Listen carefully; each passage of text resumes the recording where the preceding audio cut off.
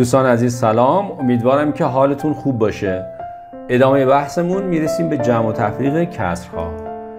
طبق روال همیشگی با مثال کارمون رو شروع میکنیم. میخوایم 1/8 رو به علاوه 4/8 کنیم. جمع دو تا کسر که مخرج کسرها برابره. میایم یه شکل رو به 8 قسمت مساوی تقسیم میکنیم. هر قسمتش میشه 1/8. حالا 1/8 یعنی یه دونه از این مربع ها رو به علاوه 4/8 یعنی 4 تا 1/8 4 تا مربع دیگه میخوام ببینیم حاصل چی میشه. مشخصه میشه 5 تا از 8 تا یعنی 5/8. مثال دیگه 7/8 منهای 3/8. مثل قسمت قبل یک شکل رو به 8 قسمت مساوی تقسیم میکنیم. خب 7/8 میشه 7 تا مربع کوچیک. میگه 3/8 ازش بردار، یعنی 3 تا 1/8 یعنی 3 تا مربع کوچیک رو حذف کن. وقتی حذف کنیم چند تا میمونه؟ آفرین، 4/8. 4 تا از 8 قسمت. حالا دقت کنید، در این دو کسر مخرج‌ها مساویه. چه اتفاقی افتاده؟ صورت‌ها جمع شده، صورت‌ها کم شده. بنابراین در جمع و تفریق کسرها که مخرج‌ها مساوی هست، یکی از مخرج‌ها رو می‌نویسیم، صورت رو با هم جمع یا از هم کم می‌کنیم. مثال بعدی 9/10 منهای 1/10. دیگه شکل رسم نمی‌کنیم. مخرج مساوی 10. 9 منهای 1 میشه چند؟ 8. مثال بعدی مخرج‌ها مساویه، می‌نویسیم 7 به علاوه 5 میشه 12. 12 هم قبلا گفتیم وقتی صورت و مخرج برابر باشند، البته اگر صفر نباشند، مساوی با 1 هست. 5/7 منهای 5/7. یکی از مخرج‌ها رو می‌نویسیم، صورت‌ها رو کم کنیم میشه 0. 0 تقسیم بر عدد غیر صفر هم میشه 0.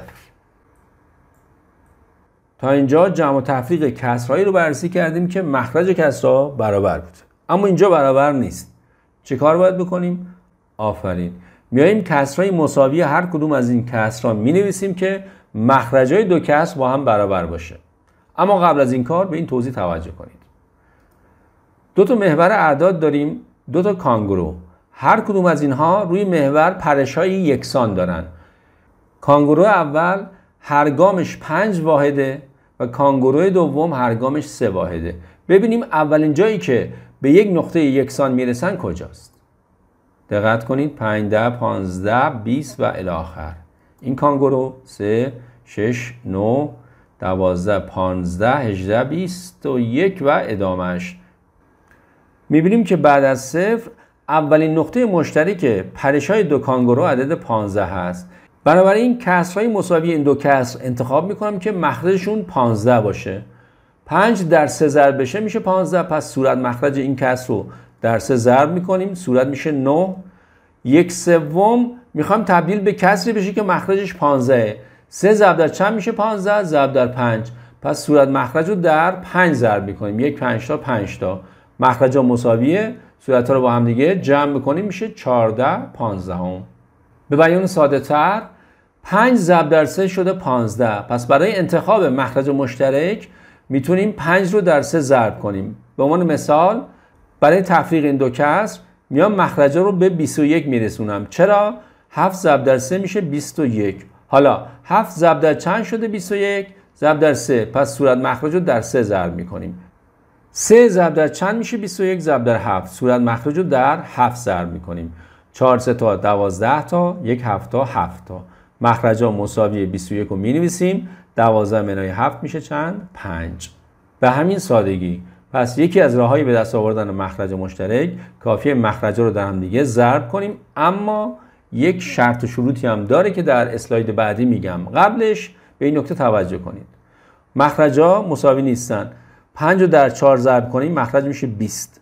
حالا برای اینکه راحت تر باشیم میایم به این صورت عمل میکنیم. 3 4 تا 12 5 1 5. 12 منهای 5 میشه 7.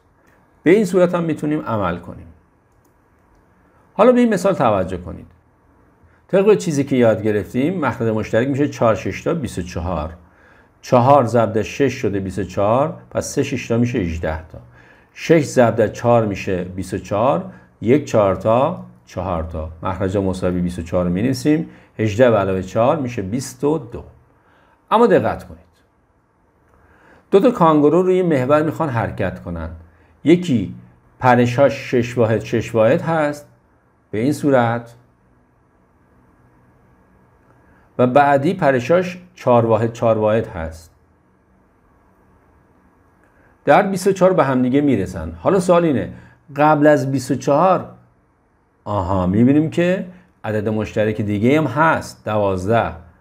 پس نیازی نیست که ما 24 تا 24 تا بریم جلو، میتونیم 12 بریم جلو. پس من مخرج مشترک رو 12 در نظر میگیرم.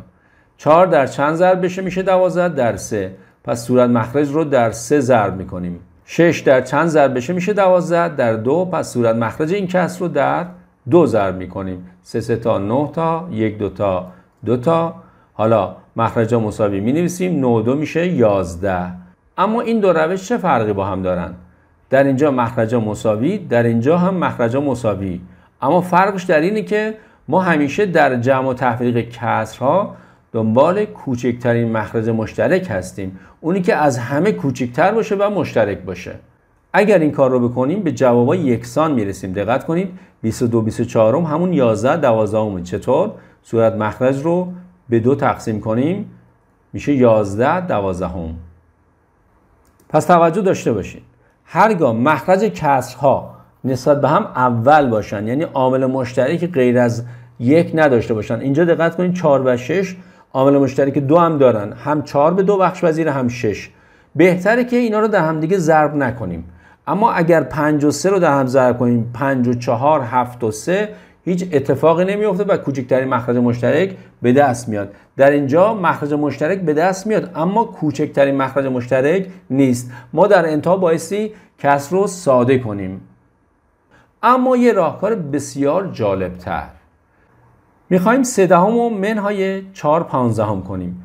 مخرج مشترک این دو عدد از ضرب این دوتا به دست میاد. اما اگر دقت کنیم میبینیم که 10 به 5 بخش پذیره، 15 به 5 بخش پذیره. پس صلاح نیست که در هم دیگه ضرب کنیم. میام این کار رو انجام بدیم. عدد بزرگتر کدومشونه؟ 15.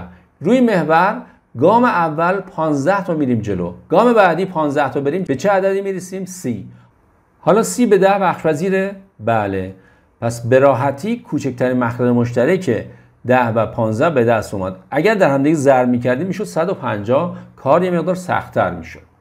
خب چطور از 10 به 30 برسیم؟ باید در 3 ضرب بشه. پس صورت مخرج رو در 3 ضرب می‌کنیم. 3 تا 9 تا. 15 ضرب در 2 میشه 30. پس صورت مخرج رو در 2 ضرب می‌کنیم. 4 2 تا 8 تا. خب مخرج مساویان 9 منهای 8 میشه 1. مثال بعدی 24 16. باز عامل مشترک عدد 8 رو دارن. در هم دیگه ضرب کنیم عدد بسیار بزرگی به دست میاد. این کار رو نمی کنیم. 16 رو انتخاب کنم یا 24؟ آفرین 24. گام بعدی 24 میشه چند؟ 48. 48 به 16 بخش پذیره؟ بله. پس کوچکترین مخرج مشترک ما میشه 48 به همین راحتی. 24 در 2 ضرب بشه میشه 48. پس 7 رو هم در 2 ضرب میکنیم میشه 14. 16 در 3 ضرب بشه میشه 48. پس 5 رو باید در 3 ضرب کنیم میشه 15. مخرج مشترک 48. 14 به علاوه 15 میشه 29. مثال بعدی و آخرین مثال این جلسه 5 12 منهای 1 نهم. عدد بزرگتر 12. 12 تا اضافه بشه گام بعدی میشه 24. 24 به 9 بخش پذیره؟ نه نیست. میریم 12 تا دیگه اضافه میکنیم. گام بعدی میشه 36. 36 به 9 بخش پذیره؟ بله. پس مخرج مشترک ما میشه چند؟ 36. 12 ضرب در چند میشه 36؟ ضرب در 3. پس 5 هم در 3 ضرب میشه 15. 9 در 4 ضرب بشه میشه 36. پس صورت مخرج رو در 4 ضرب میکنیم. 1 4 تا 4 تا. مخرج ها مساوی شد. 15 منهای 4 میشه 11. به همین سادگی امیدوارم که خوشتون اومده باشه و خوب یاد گرفته باشین. تا جلسه بعد خدا نگهدار.